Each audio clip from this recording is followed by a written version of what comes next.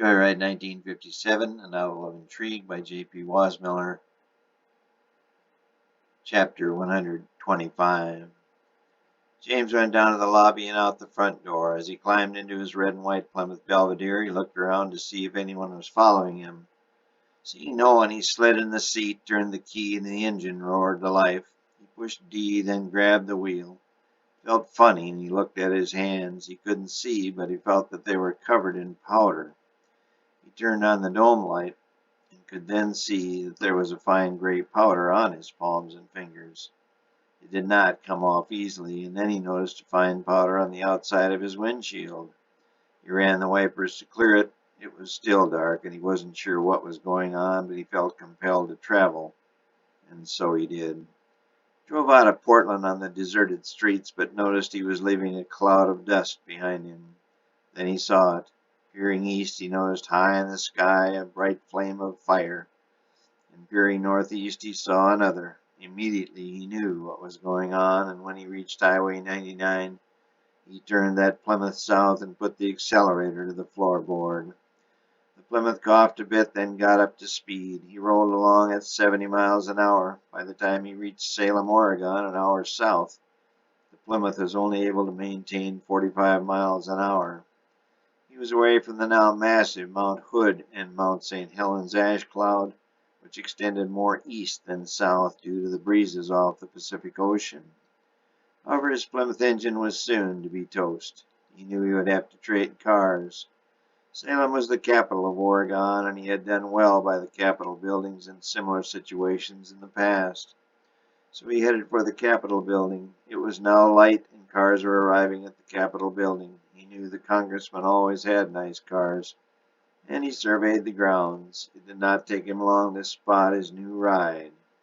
He smiled widely as he stared at a steel blue four-door hardtop with a brushed steel top. He looked around and then walked over to the Cadillac Eldorado Brougham. It was a spectacular-looking car, and James' luck held when he saw the key in the ignition. He slid in behind the wheel into the soft blue leather driver's seat and started up the 365 cubic inch engine, which developed 325 horsepower and 400 foot-pounds of torque. The twin four-barrel carburetors drank large amounts of ethyl gas as James accelerated down the street on his way back to Highway 99 south. He came to a stoplight. He suddenly got a severe headache. He turned right on the red light and parked by the curb.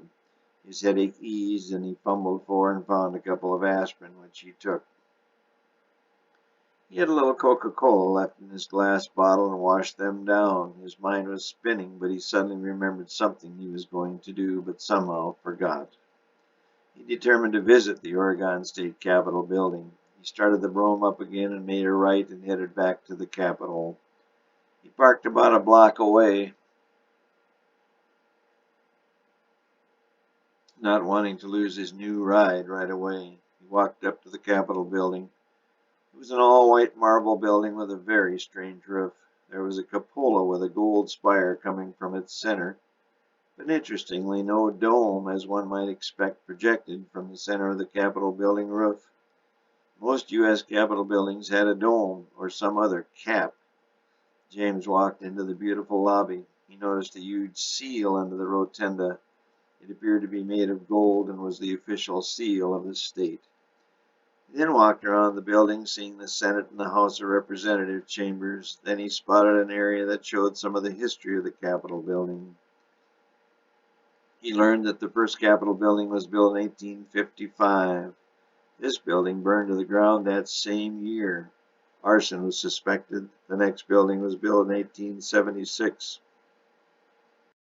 Oregon became a state in 1859. The second Capitol was also burned beyond repair in 1935. The current building was built in 1939.